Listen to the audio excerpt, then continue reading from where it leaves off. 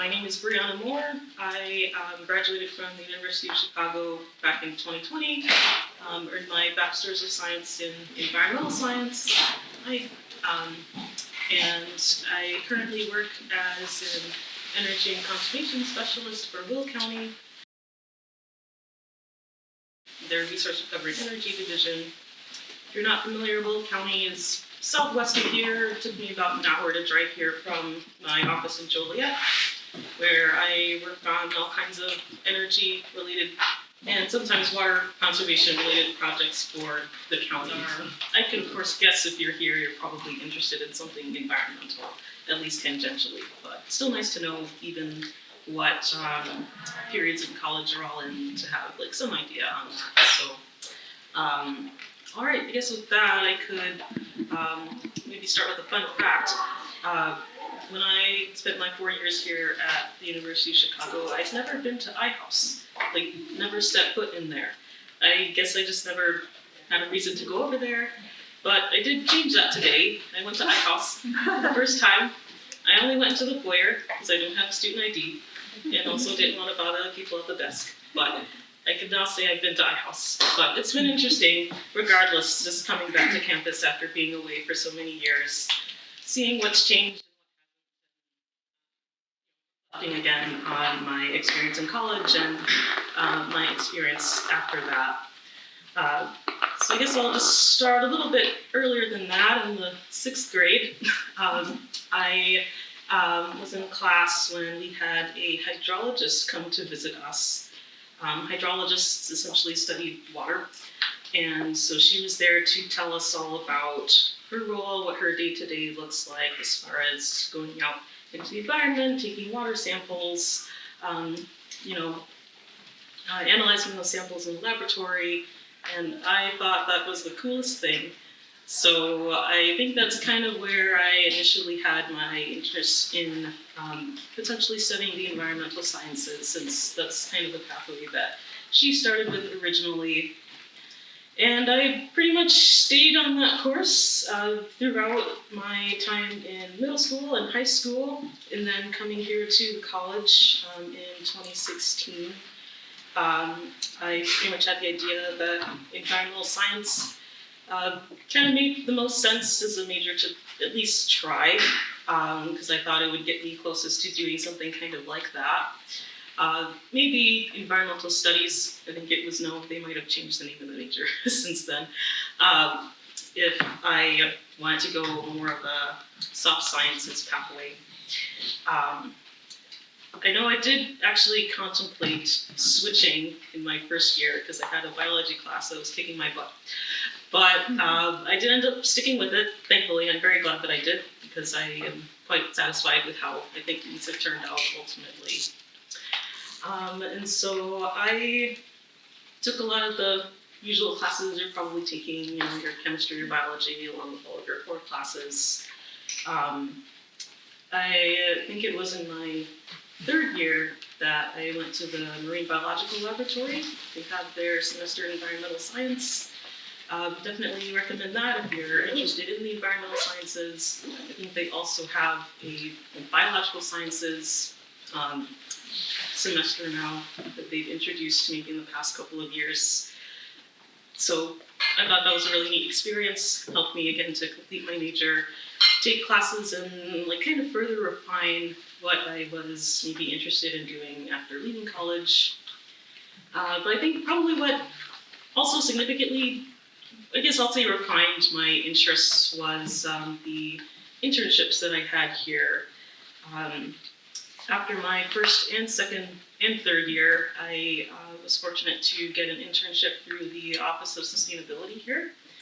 And they collaborate a lot with the Facilities Services Department on a variety of projects related to our buildings. So I started with projects sitting in our laboratories. Those tend to be the most energy intensive parts of campus. You've got lots of equipment that's constantly churning, consuming energy. And so what I worked on for about that 3-year period, along with some other smaller projects here and there, was taking an inventory of the different energy consuming appliances in our laboratories. So looking at fume hoods, refrigerators and freezers, centrifuges, other plug load items, and trying to not only create a picture of what is being used in our laboratories, but also trying to estimate approximately how much energy we're using in those laboratories, and doing some research to propose some new practices that we could encourage staff and students to put into place to try to reduce energy waste. And that gave me a lot of really good experience actually to eventually start my role, which is what I am working in now. I had mentioned I work for a county, so that's local government. This was, first job out of college. So graduated in 2020, ended up applying for this role and ended up getting it. It's pretty nice. And so I've been there about 5 years now. It was 5 years in August, so it's pretty exciting. I think a lot of people tend to switch their employers more frequently than that, but I've at least been able to get some really interesting projects done, I think, and build a lot of rapport in the community that I'm based in, and have a good relationship with my colleagues. So I thought it was okay to stay put for a little while. Of course, always being open for new opportunities, but so far, so good. I guess I could talk really quickly about some of my experiences. My very first year there, I was a junior version of the role. We did also have a senior version. Her name was Christina, and she pretty much showed me a lot of the ropes in terms of just what it's like working in local government. I imagine it's very different from working in the private sector, just in terms of the transparency that's required, and some other internal structures as far as having to get a lot of approvals to do things before you can move forward with them. But that was all really nice to learn from her, especially as I worked on our first project, which was to draft an energy and conservation plan. Looks like this in its final form. I have a few copies if you want to take a look. But yeah, this was my very first project out of college in my new role. The county was overdue for a plan like this. They'd previously done one in 2012 and in 2012 was the first one. And they'd been looking to update it for some time, but just didn't have the bandwidth to do that until I was onboarded.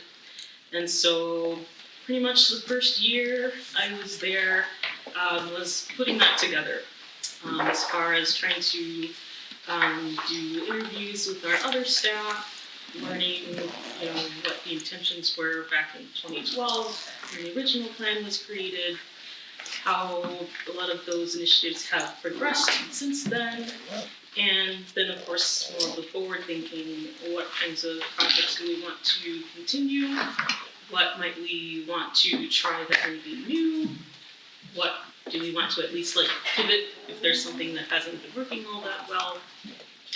So it involved a lot of research in that capacity, not just talking with other staff in our department and other departments, but meeting a lot of other leaders in other organizations that are collaborative for us.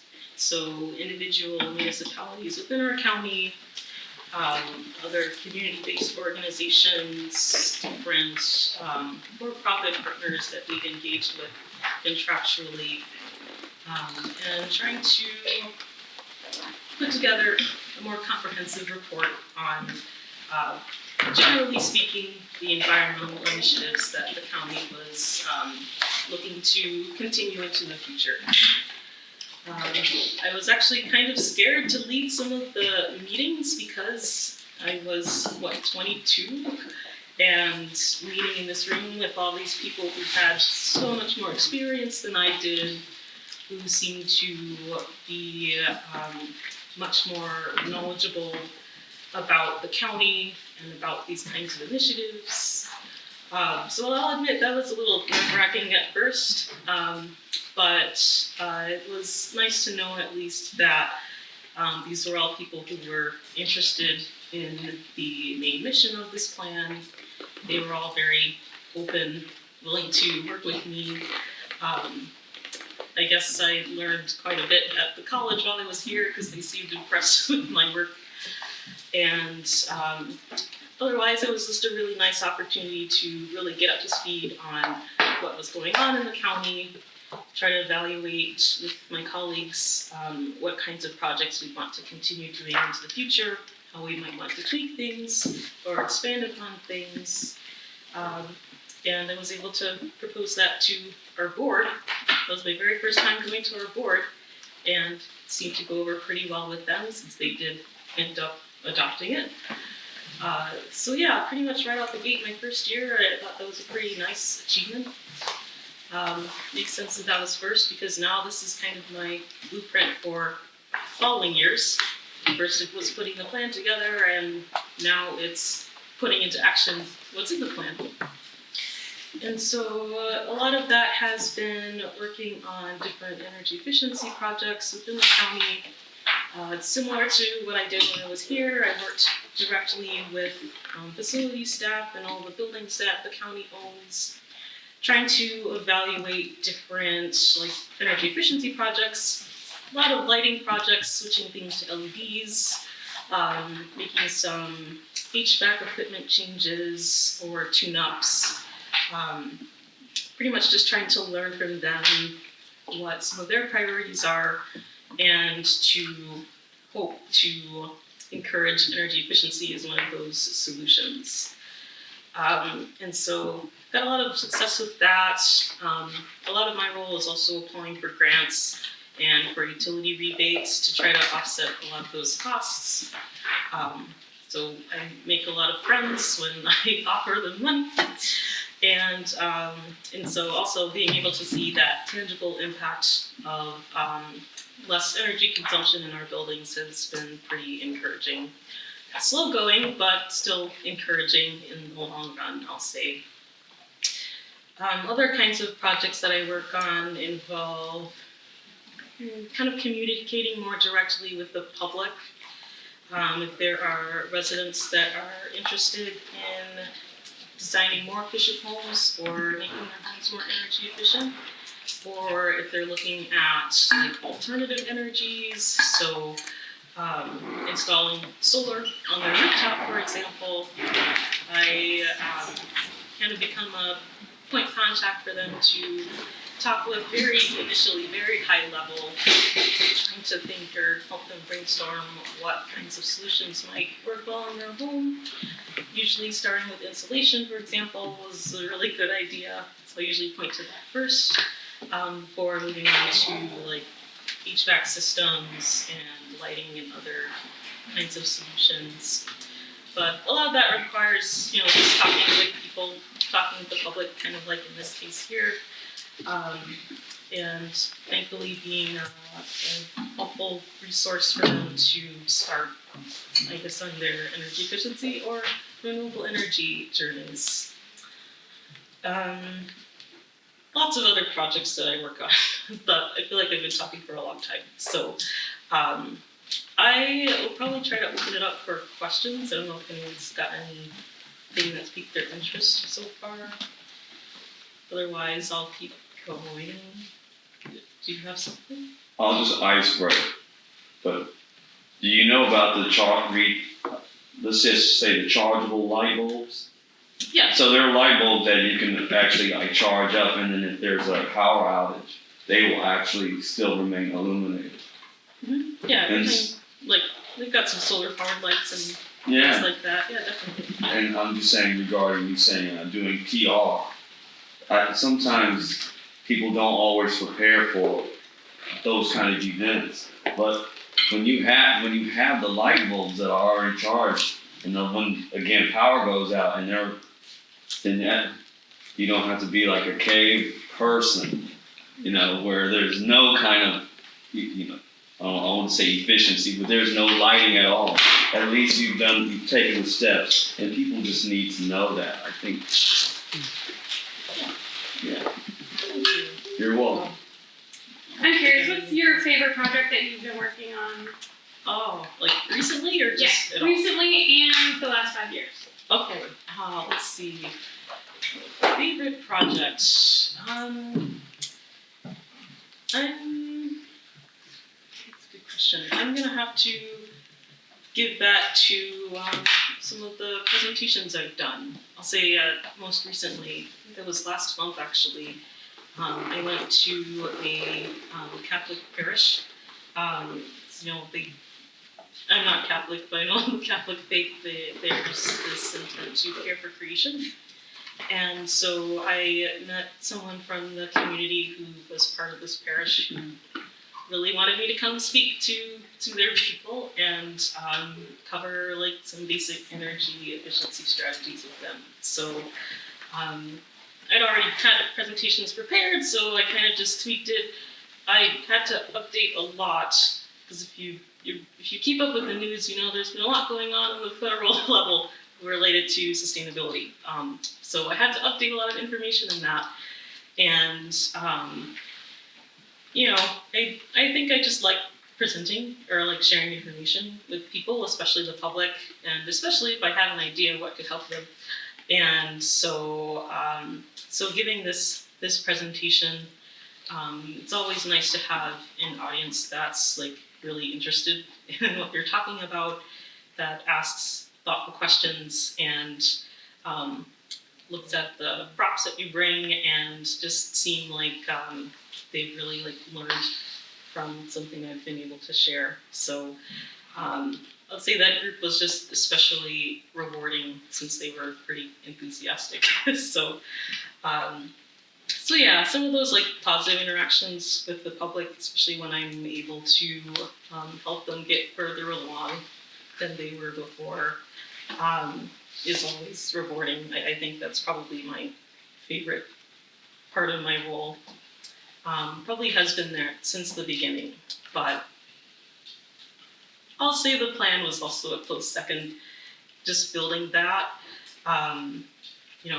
writing it and trying to figure out how to convey information in a way that can, that a variety of audiences could understand and appreciate. And otherwise, to make something that was a bit more visually appealing than our original plan. But that one was much more blocks of text, maybe occasional pictures. And so kind of creating something that was maybe a little bit more simple for everyday busy people to read or flip through was also pretty nice. So, In terms of, making an impact, can you speak to sort of the limitations or advantages in your specific position, both in terms of working, in government and also working specifically at the county level as opposed to other levels? Yes, Can you echo definitely. that too, so people? Oh, of course. Yes. Sorry. So I'll talk a bit more about the advantages, disadvantages of my specific role, not only in local government but also on the county level as opposed to a municipal level or a state or federal level. So yes, I know that I don't have private sector experience, but at least from talking with my private sector friends, I think working in government is a bit of a slower pace than some of the move fast and break things kinds of environments. I think I alluded to having to get approvals for lots of different things, which has actually changed quite a bit as the laws changed. I know when I first started, we had to go through our county board for a lot of things. These are just locally elected officials who hold office for a number of years. And so to adopt this plan, for example, I had to go to the board, I had to give them a presentation on it, answer any questions, and hope that they voted to approve it. other kinds of projects, some that are related to like our CPACE program, for example. That's commercial property assessed clean energy that enables financing from private sources for energy efficiency and renewable energy projects for commercial buildings within our county. Policy changes related to that program required me to go to the board, which, as you can imagine, requires probably about the same preparation I would think you would if you were presenting to anyone internally in the private sector. But there's just more steps with it. There's a whole process to get on the agenda for the county board meetings. All of that information is public, so anybody can take a view at the memos that you're writing. If they submit FOIA requests, they can ask for copies of all your emails related to particular subjects. So I think I was telling someone earlier, there's generally an air of greater transparency or the need to consider the public when you're working on different kinds of projects, the need to consider that we're stewards of taxpayer dollars, so we're not so quick to like take everybody out for lunch to get whatever we want and things like that. But I think there is also a level of, I'll say, trust or distrust depending on who you ask perhaps. I think that a lot of people, when they're talking with someone specifically from local government, tend to maybe trust your word more because they can tell you're not trying to sell them something. And so they usually have been, in my experience, pretty receptive to learn from me, I think. But then you'll of course have others who are maybe more skeptical of people who work in governments, and maybe it takes a bit more rapport building in those cases. But for the most part, it seems like it's a little bit easier to get in the door with certain people regarding certain programs that we're trying to offer for constituents, since we're coming at it not like we're trying to raise shareholder value, but more so because we're trying to offer a service for our constituents, which is something I like about working in government. Now, if we're talking about the level of government, I think municipalities, so we're talking like cities and villages, they have smaller footprints generally, but at least in my experience, they tend to have a bit more sway compared to counties, because in counties, at least the way it works in Will County, most of our power is limited as far as like policies go to what are called unincorporated areas. So that's really any part of the county that is not covered or that doesn't fall within municipal boundaries. And so in Will County, that involves a lot of rural areas, a lot of farmland, and those tend to be kind of more in like the southeastern part of our county versus like the northwestern, which has a lot more municipalities. It's more suburban, more built areas. And so if I want to try to do some outreach or certain policies, I would think, related to, say, permitting. If we want to change the permitting process for people applying for rooftop solar permits. Anything that we change on the county level only impacts a smaller area than like our entire county. And so I think when you're talking about impact, if you're looking more in municipal areas for impact, it's not quite as powerful on the county level, I think, as opposed to the municipal level. I'm not really so sure about state and federal. I think a lot of those kinds of initiatives tend to be more so designing programs, especially like grant programs or supportive information for your local governments to use on the ground.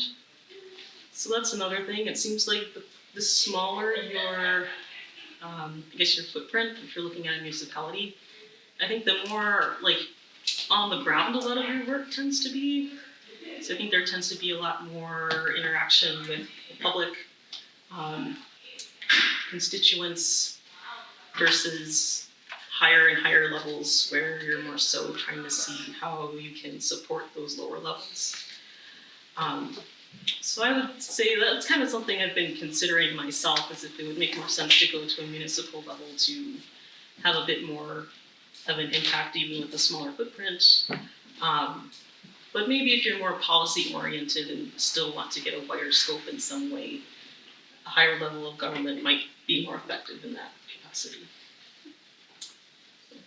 I'll stop there. I think you had a question. Yeah, I was just wondering if you could talk about like the process that you went through to get your summer internships while you were at the college.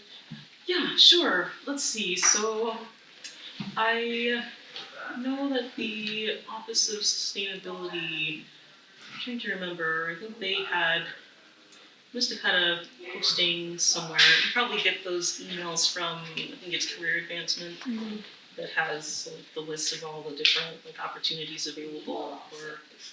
Yeah. Please subscribe Yeah. to our newsletter. Yeah, so I'm pretty sure I probably found it through there. I also was taking some classes in the geophysical sciences department, which is where the environmental science major was based.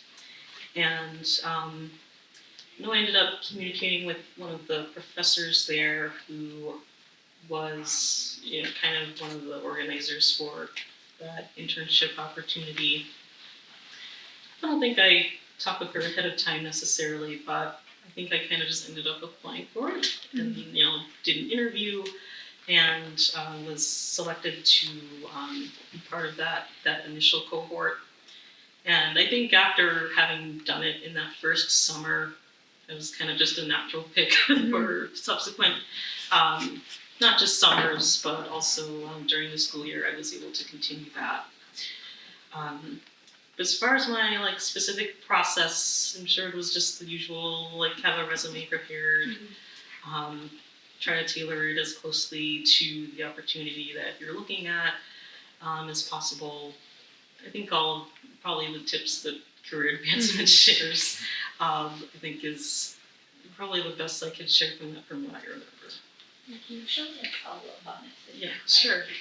We used to actually run a program that you're mentioning, working with Yeah. Office Sustainability Facility. It's called Environmental Metrics, if you're interested. Could you talk a little bit more about how you were able to use the skills from the internship, particularly in your interview and then later in your actual role, to kind of give students an idea of how your skills translate from an internship to a position post-graduation? Yeah, sure. I think fortunately a lot of the on-hand experience that I had in my internship did translate pretty well to the job I was applying for, in that it was related in some way to energy. And so interestingly, while I was building an inventory of energy consuming appliances in our laboratories, other staff that were at the county before I were kind of doing the same thing, building an inventory of energy consuming appliances within all of their buildings. So that was pretty directly applicable in a way. Just that process of going into spaces and essentially kind of doing an audit. So having an idea of what to look for with particular pieces of equipment, being able to take good notes on all of that, of course, and translate all of that into a digital format, in Excel. We were able to do that, and have some other way to organize all of that information in a way that would be useful for anyone reviewing it to make decisions and act on those decisions. So yeah, I guess in that way it was a pretty natural thing to have that experience, not just doing those inventories, which I didn't end up actually doing at the county, but more so what you do after those inventories as far as trying to propose some solutions that could be useful kind of ended up being helpful that they were in a similar position and were working on similar projects, and I could kind of just translate that into there. Something else that was useful was a bit of my experience with the university sustainability plan. My supervisor here at the Office of Sustainability had worked pretty directly on that. And again, the county kind of happened to be working on something very similar when they were hiring for somebody. So I was able to talk a little bit to that. More so trying to understand what information is useful to include in a long-term plan, and how to like design it in a way that's interesting, that's engaging. So kind of like, again, they just happen to be working on things that I have also been working on. And those are all skills that ended up being useful. We're talking more like, I guess, just maybe social skills. It's just nice to be able to talk to people. Like, I know that sounds kind of weird, but talking with people in a way that like demonstrates an interest and that demonstrates a respect, and even if you don't have a whole lot of background knowledge, kind of a willingness to consider what they're saying, weigh what they're saying, maybe asking some questions to clarify, and do what you can to retain that, whether like taking notes or if you just happen to have a really good memory, in a way that you can draw upon in the future when that's useful. All of that, I think, ended up translating pretty well into my full-time role.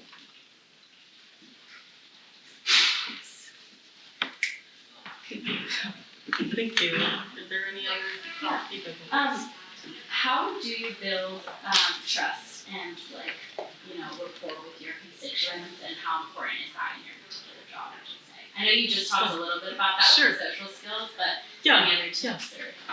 Yeah, I've noticed or have kind of learned from my colleagues. You know, I have colleagues that have been working at the county as long as I've been alive. So like learning from them has been helpful.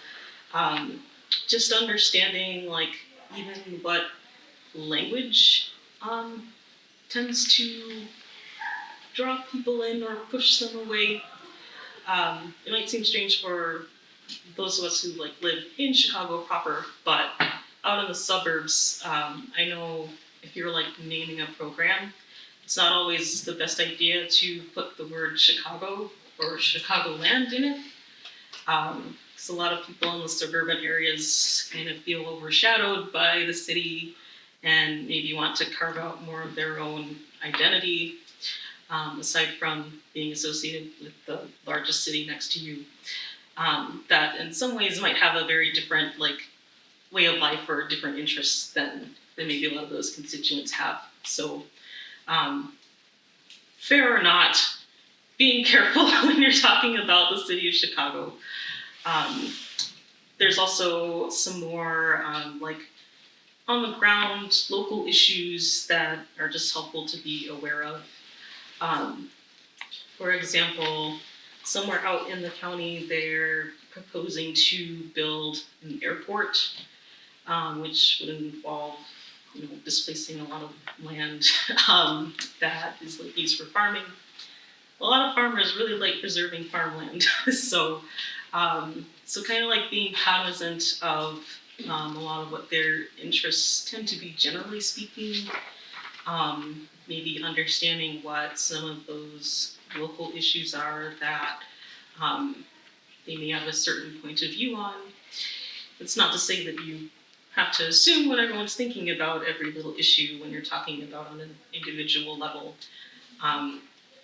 But kind of just considering, what's happening in the lives of a lot of your constituents, which of course varies, across the county. I mentioned we have a lot of rural areas, but a lot of like suburban areas that maybe don't mind more renewable energy development, especially if you're thinking about like rooftops.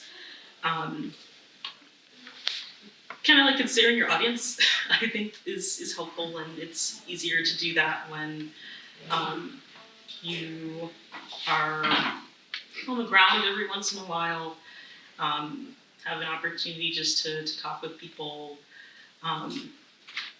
or even when people do reach out to you. Usually when people text or email me, it's because they're already interested in some kind of environmental topic. And so I would think if you're reaching out to me because you're interested in rooftop solar, then I think I'm safer to like talk about some topics that maybe I would have to be more careful if I'm talking with people who might be a little bit more skeptical. I don't remember your original question. That answered it, that was great, Did I yeah. get it? Okay. Thank you. Oh, sure thing.